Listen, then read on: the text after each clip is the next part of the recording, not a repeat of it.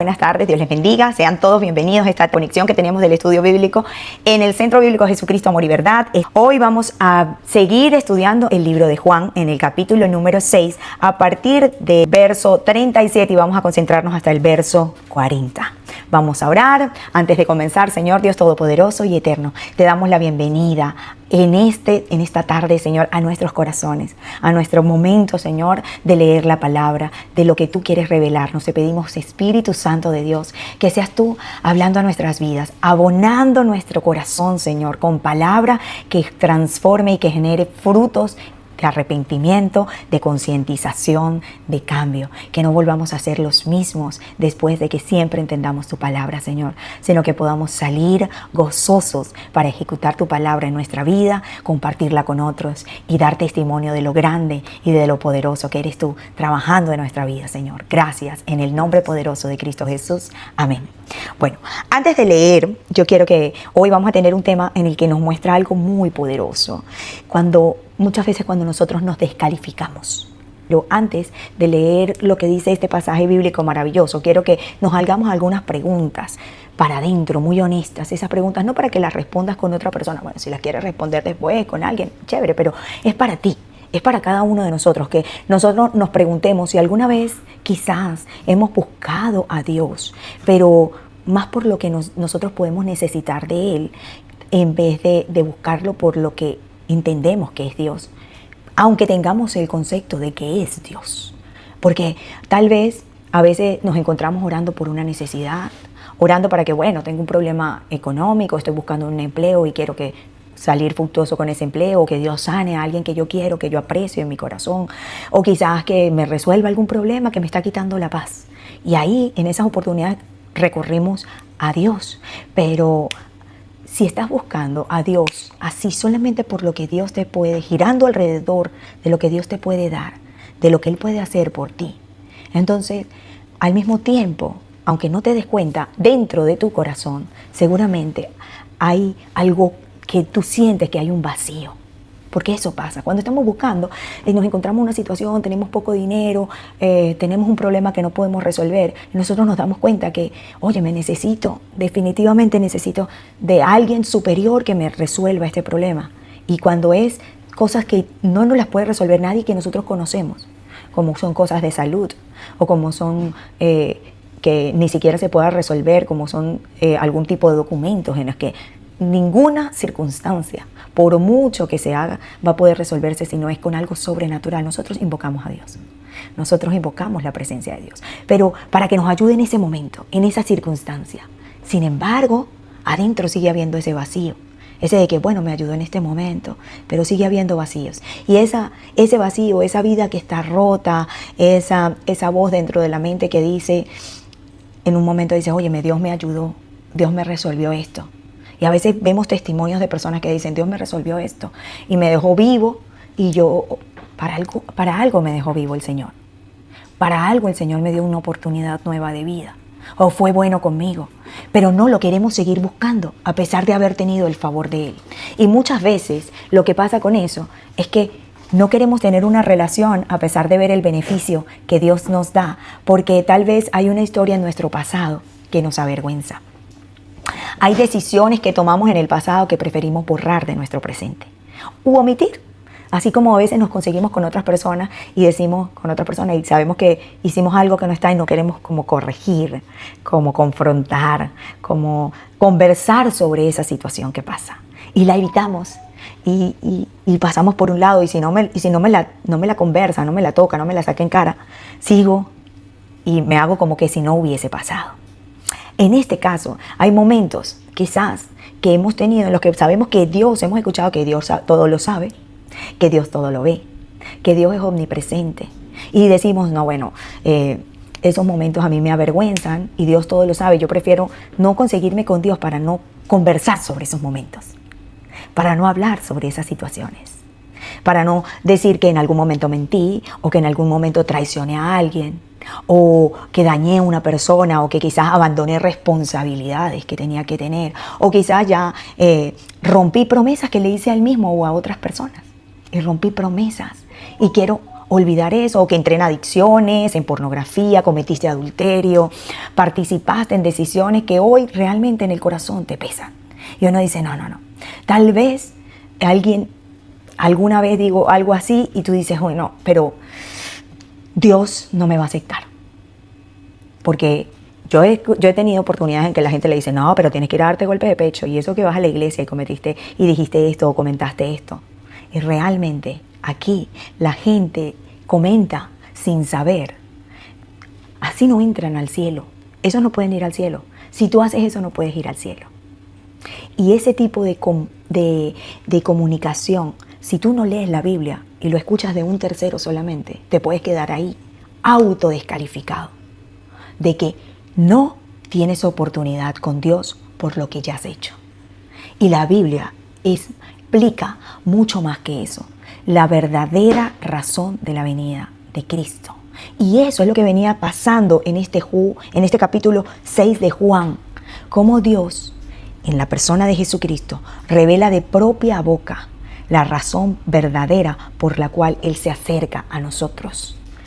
Esta es la razón. Sin darte cuenta, nosotros quizás comenzamos a descalificarnos y nos acercamos a Dios con miedo solo en los momentos que realmente lo necesitamos. Lo buscamos, pero lo buscamos de lejos. Y eso no es lo que Dios quería. Aquí, la Biblia está llena de personas que pensaron lo mismo.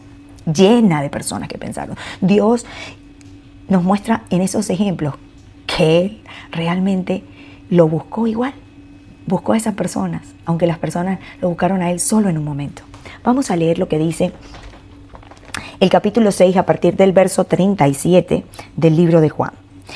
Sin embargo, los que el Padre me ha dado vendrán a mí y jamás los rechazaré, pues he descendido del cielo para hacer la voluntad de Dios, quien me envió, no para hacer mi propia voluntad.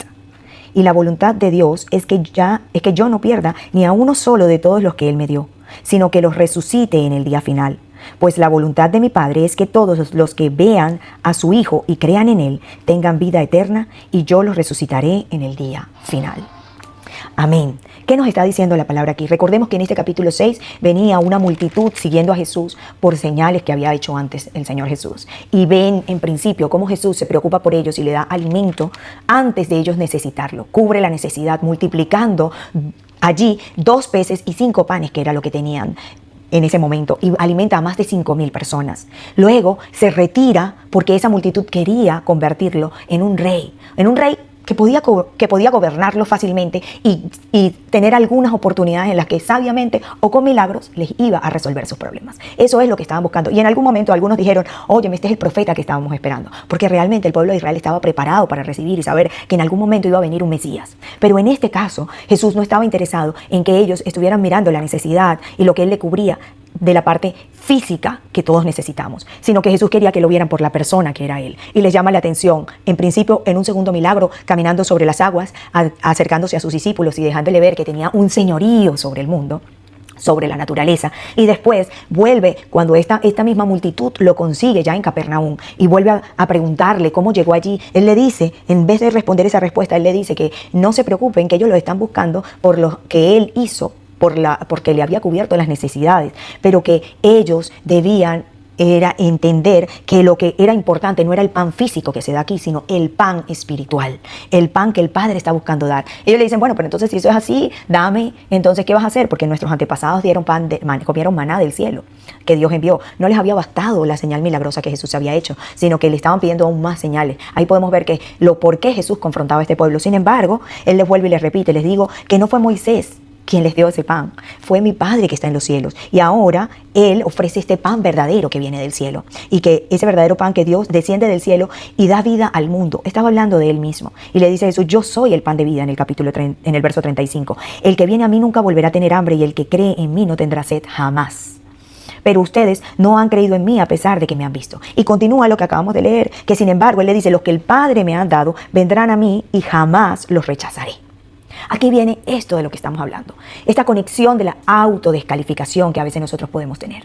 Nosotros tenemos conceptos dentro de nosotros que, porque nosotros nos vemos que hemos fallado, que hemos sido personas que hemos buscado a Dios quizás en momentos en los que hemos necesitado para que nos arregle situaciones financieras, económicas, un trabajo, un empleo, algo de salud, algo material, algo que está fuera de nuestra cobertura.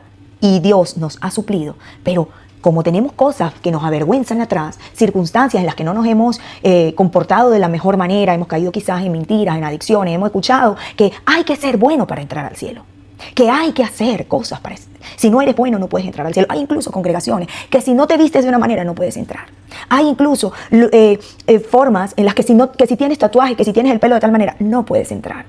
Hay religión y un lenguaje religioso y una forma religiosa que hace que las personas se autodescalifiquen por lo que dice otros. Y lo importante es lo que dice Dios, enterarnos de lo que dice Dios. Porque quizás hubo momentos en la vida así donde mentimos, quizás hubo momentos donde pudimos haber traicionado a alguien, donde abandonamos responsabilidades del pasado, quizás abandonaste a tus hijos, abandonaste a tus padres, quizás rompiste promesas que habías hecho y sabes que estaba mal, entraste en algún tipo de adicción, pornografía, adulterio, quizás cometimos o participamos en decisiones que hoy nos pesan profundamente y que hoy decimos, óyeme, si yo me hubiese enterado de Dios, yo no hubiese vivido mi vida así. Pero cuando lastimamos a las personas que amamos, nosotros nos sentimos mal, pero tendemos muchas veces a no acercarnos a esas personas, a no regresar, sino a poner como momentos de no hablar, de evitar esa situación, de confrontar ese momento. Y si no lo hablan, bueno, creemos que ya pasó y mejor pasamos el momento incómodo. Pero así no es como Dios nos muestra. Si alguien te dijo alguna vez, y eso quedó grabado en tu mente, de que Dios no acepta personas así, o que gente así como tú, como yo, no entran al cielo, entonces empiezan a pensar, tal vez puede ser que Dios acepte a otros, pero no a alguien como yo. Tal vez la persona puede estar pensando y dice, tal vez, bueno, Dios, yo soy tan malo que Dios no me va a aceptar. Todo lo que yo he hecho, Dios no me va a aceptar. Y eso comienza a esa autodescalificación. Pero te acercas a Dios, llegas, pero con miedo. Llegas a donde está Dios, pero lo buscas desde lejos. Obtuve lo que Dios me dio y salgo y me voy. Porque todas las demás cosas no las quiero hablar. Hay personas que están buscando, no puedo tener un hijo, y llegan a las iglesias, vamos, oramos, no sé qué. Dios le concede un hijo, hasta luego. Se retiran. A veces ponen excusas, que es que tengo que cuidar el niño, que es que tengo un trabajo, que es que me pasó esto, que me pasó aquello. Pero hay cosas que realmente son más profundas que esas excusas. Son vergüenzas, capas de vergüenza que hemos puesto sobre nosotros. Capas y capas y capas de vergüenza que no queremos quitar, que no queremos remover, que no queremos sacarlas, ni siquiera en la intimidad con Dios, mucho menos afuera. O escuchar un mensaje y me confronta el mensaje, pero me hago el de la vista gorda. Y la Biblia está llena de personas que pensaron de esa manera. Está llena. Dios buscó igual a esas personas. Mire, Moisés había cometido un asesinato antes de ser usado por Dios. Vivía escondido en el desierto. Eso lo puede buscar en el libro de Éxodo, en el capítulo 3, a partir del 11. Dice, pero Moisés protestó ante Dios. ¿Quién soy yo para presentarme ante el faraón? Cuando Dios lo llamó a hacer una misión. Moisés pensaba que no era digno. Pero Dios veía algo más que ese pasado de Moisés. Que Moisés había sido un asesino. Y a veces los asesinos creen que no tienen oportunidad. Y la gente, lo peor es que la gente cree que el asesino no tiene oportunidad. David cayó profundamente en pecado. Ese que Dios había dicho que era un rey que iba a escoger conforme al corazón de Dios. Imagínate eso. Y ese, cuando cayó en pecado, ¿y qué calidad de pecado cayó David? Porque David, siendo ya rey, habiendo sido un rey amado por muchísimos en el pueblo, por las grandes batallas que había logrado tener, por todo. Sin embargo, en un momento no fue a las guerras, salió, miró una mujer bonita que la veía, que le llamó la atención y planificó en su corazón el deseo de tenerla para sí.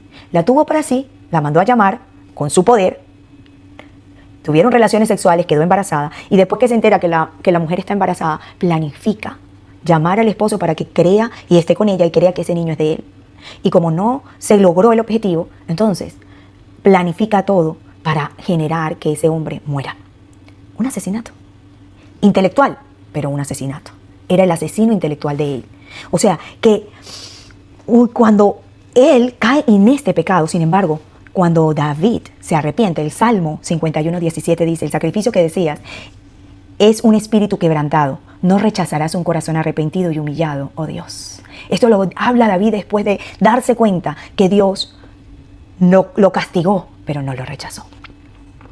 Dios no busca perfección. Dios busca corazones sinceros. Y esto es importante que lo podamos tener en nuestro corazón. Y esto es importante que podamos saber lo que Dios realmente está buscando. Porque aquí Jesús está diciendo, pero ustedes no han creído en mí a pesar de que me han visto. Sin embargo, lo que el Padre me ha dado los que el Padre me ha dado vendrán a mí y jamás los rechazaré. Pues he descendido del cielo para hacer la voluntad de Dios, quien me envió, no para hacer mi propia voluntad.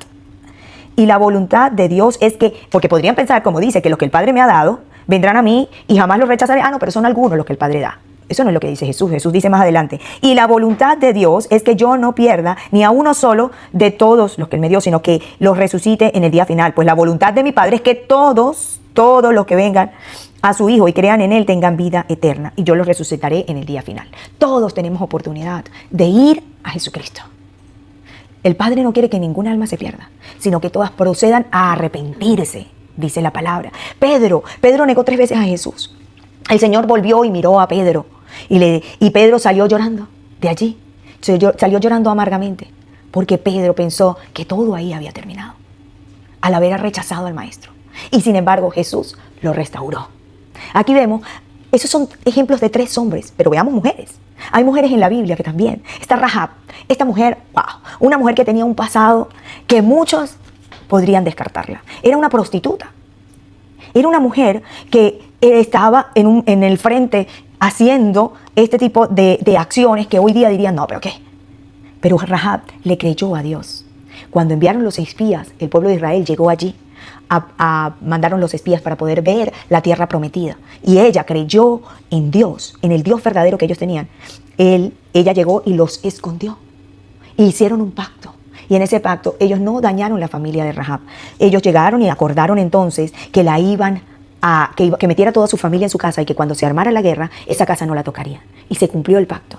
Y en ese pacto no solamente ese era un acuerdo de hombres, era un acuerdo de Dios.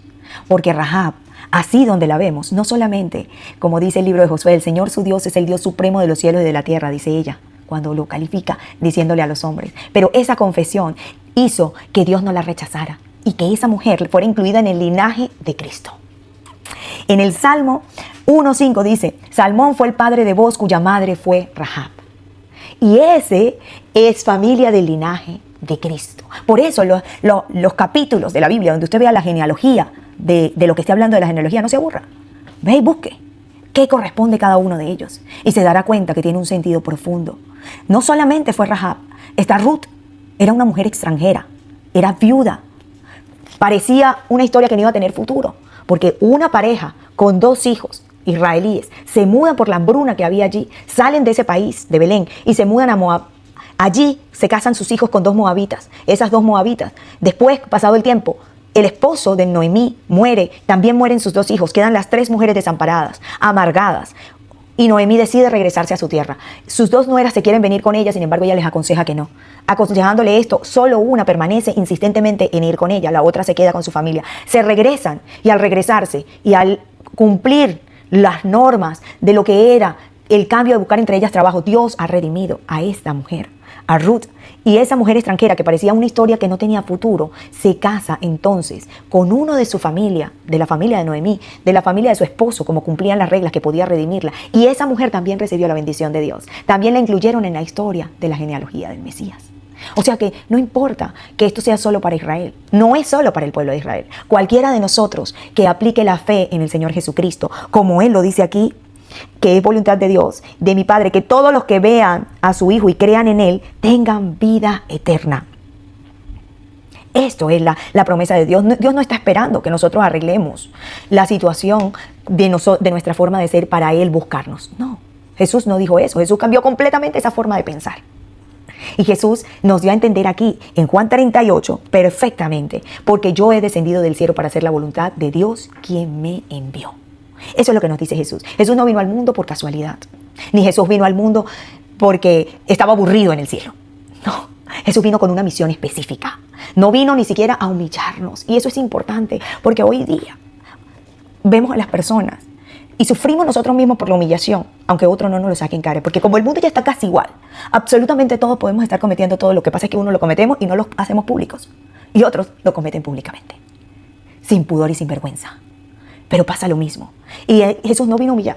No vino a señalarle con el dedo a nadie las cosas.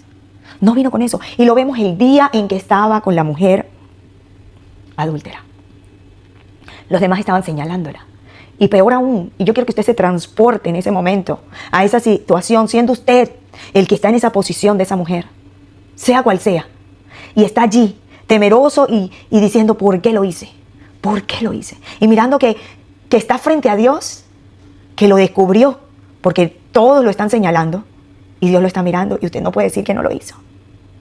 Está avergonzado con Dios, pero también está mirando las consecuencias que van a venir. Esas piedras que correspondía a la ley hacer, que eso le tocaba. Y sin embargo, Jesús no vino y le dijo, bueno, eso es lo que te tocaba. ¿Por qué lo hiciste? No fue eso lo que Jesús le dijo. No fue que le dijo, óyeme, pero si no lo hubieses hecho, dañaste a tu esposo por adúltera. Eso no fue lo que Jesús le dijo. Jesús no vino para eso. Jesús vino a decir otra cosa. Jesús solamente le dijo a los que estaban ahí, el que esté libre de pecado, que tire la primera piedra. O sea, mírese para adentro. Quizás no estaba en adulterio como ella, pero hace otras cosas igual, que no están correctas. Y a ella la levantó y le dijo, no le dijo, ve, eso es consecuencia de lo que te corresponde, aunque somos responsables de obtener nuestras consecuencias. Pero él la levantó y le dijo, vete y no peques más. Él la levantó y le dijo, arrepiéntete, porque arrepentirse es no volver a pecar. Por lo menos del pecado que te enteraste que estabas cometiendo. Porque no todos los pecados nosotros los entendemos en el primer momento. Es un proceso. La transformación del corazón que llega a los pies de Cristo es diariamente, es constantemente. Es leyendo la palabra, es como Cristo nos confronta dentro de nosotros para llegar a ser al carácter del nivel de Cristo. Así necesitamos. Miren, Jesús no vino a decir, vamos a ver, mira lo que están haciendo. No, Jesús vino a buscarnos. Lo vemos porque desde el principio de la historia, cuando allá en el Edén se rompió la relación con Dios, Adán, su respuesta fue avergonzarse, su respuesta fue esconderse. Es lo mismo de hoy. Y cuando Dios le habló, él respondió, se escudó, buscó excusas. Y sin embargo, ahí mismo, esa misma actitud, Dios la tuvo con Adán. Dios, cuando ese ser humano decidió vivir lejos de Dios y el corazón empezó a desordenarse, empezó a alejarse de la verdad, y nosotros, por consecuencia, por aprendizaje, también lo hicimos. Nos alejamos del amor, nos alejamos del propósito por el cual fuimos creados. Nos alejamos incluso de la bendición de Dios. Ahí mismo, cuando decidió Dios, en ese mismo momento, volverse a acercar.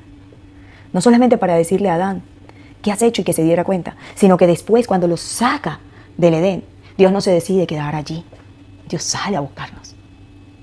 Vemos cómo Caín, Abel podían llevar ofrendas a Dios. Y no era que estaban en el Edén, se las llevaban afuera, porque Dios siguió allí afuera, de alguna manera, presente para que ellos pudieran ir hasta donde estaba Él.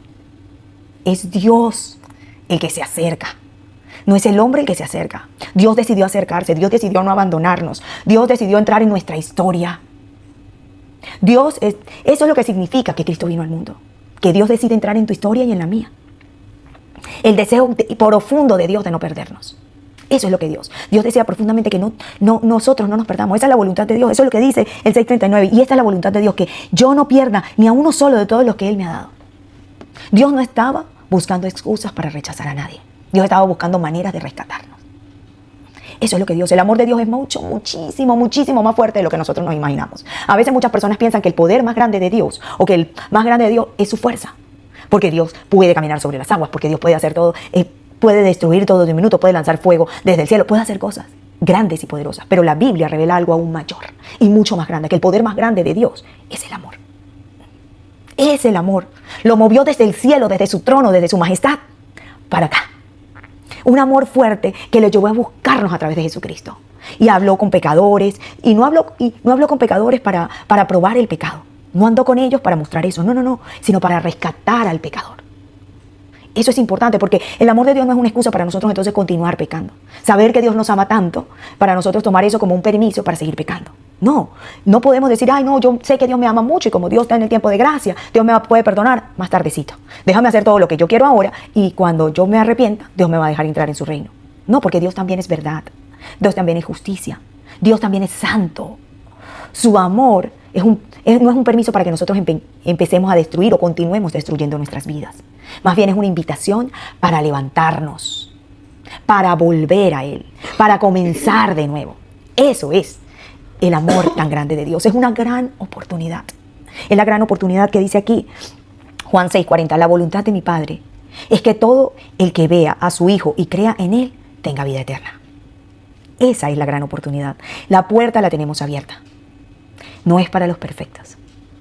La puerta no está abierta para los que creen que son buenos o que haciendo cosas Dios le va a dejar entrar. No. Es para los que reconocen que necesitan a Dios y que Cristo es el boleto de entrada a la casa de Dios. Eso, no importa tu pasado, no importa la historia, no importa nada de lo que hayas hecho. Lo que importa es si vienes a Cristo con un corazón sincero, sincero. Aquí lo dice, no te va a rechazar. El mensaje del Evangelio no está solamente en las palabras de Jesús, está desde el principio. En la genealogía lo vemos. En la genealogía vemos cómo Dios está mostrando de manera muy clara el Evangelio. El Mesías vino para salvar pecadores, no para premiar a aquellos que se creen o viven cosas perfectas, momentos perfectos. No, no es para premiar a los perfectos.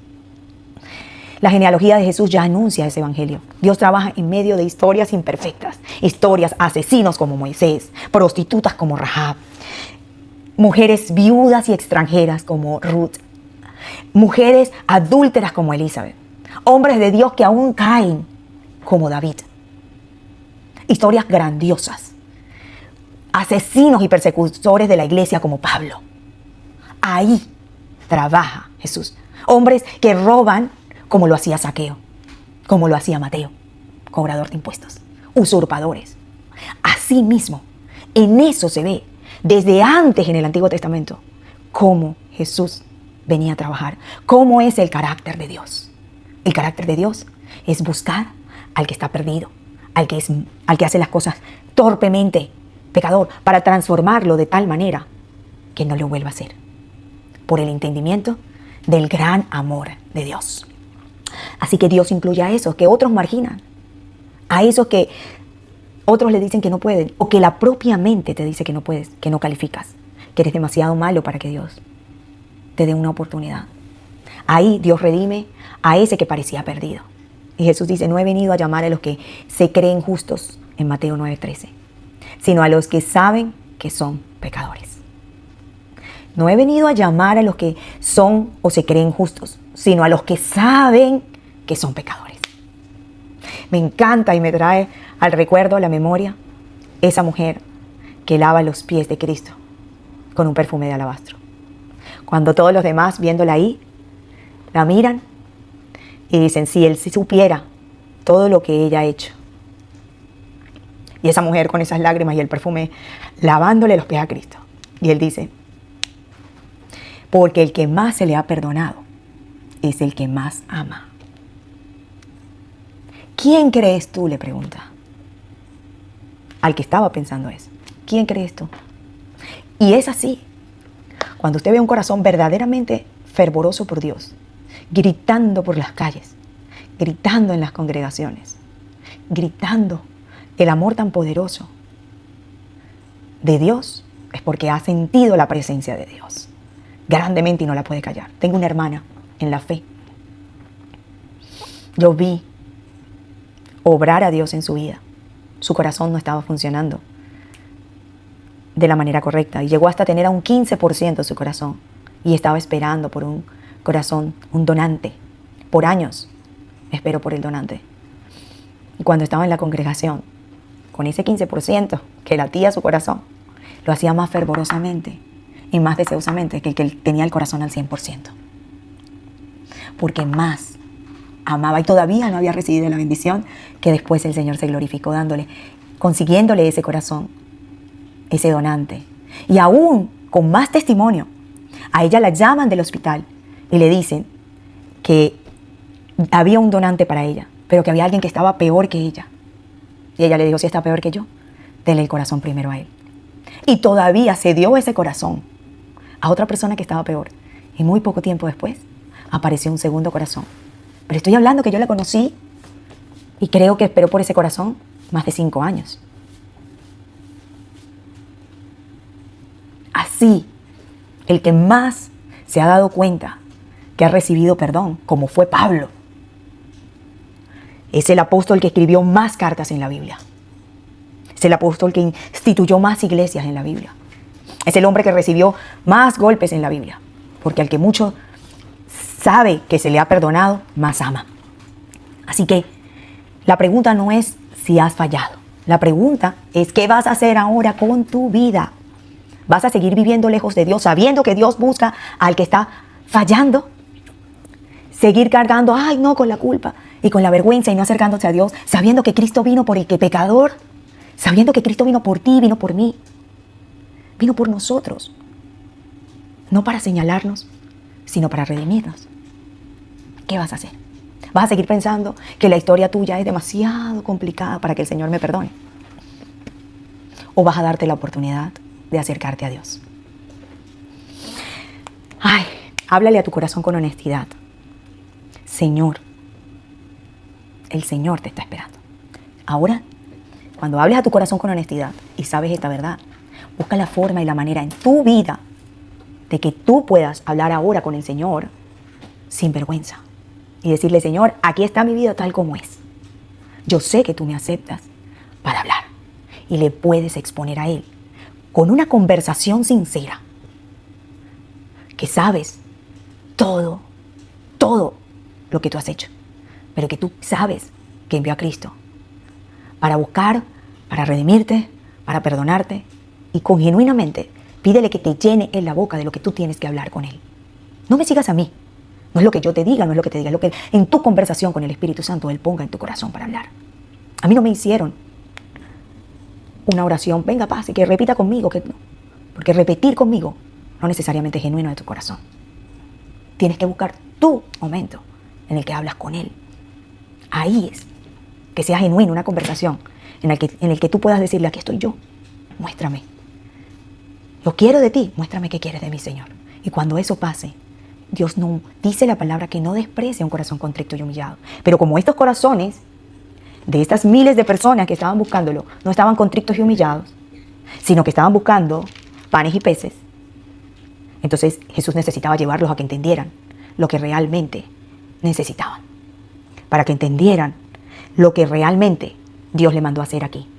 Dios puede incluir a personas con historias tan complejas en la línea como lo hizo con ellos, en esta línea de salvación, en esta línea de glorificación de su nombre.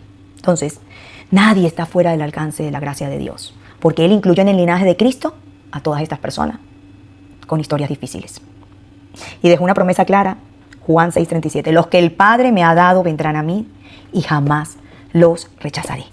Ese es el corazón de Dios. Un Dios que no solo tiene poder, que no solamente tiene amor, que no solamente gobierna el universo, sino que un Dios que quiere rescatar vidas.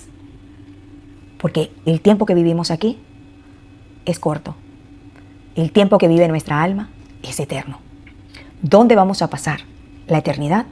Es lo que define nuestro tiempo ahora de escoger si aceptamos la oportunidad que nos da Cristo o si aceptamos la que nosotros queremos rechazar por vergüenza. Dios te bendiga. Señor y Padre Celestial, gracias por esta bendición, Señor. Gracias porque tu amor es mucho más fuerte de lo que nosotros imaginamos, Señor.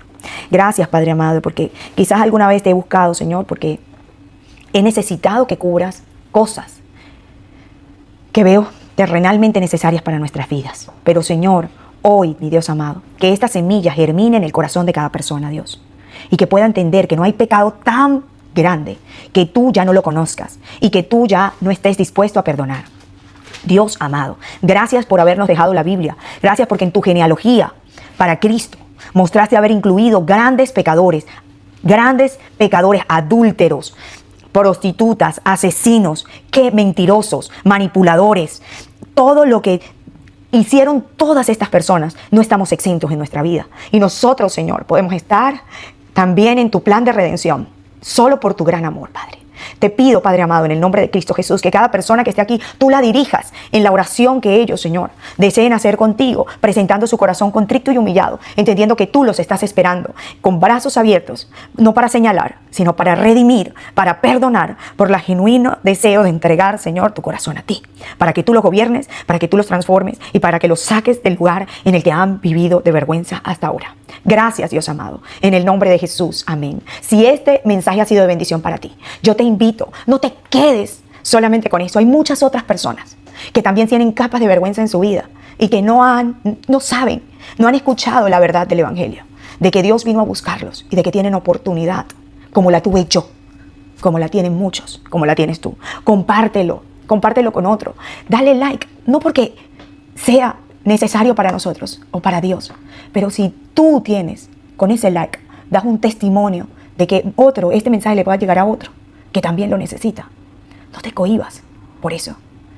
Y si tienes un testimonio grande que dar, escribe en los comentarios tu testimonio para que muchos entiendan el Dios poderoso que nos ha redimido. Dios te bendiga.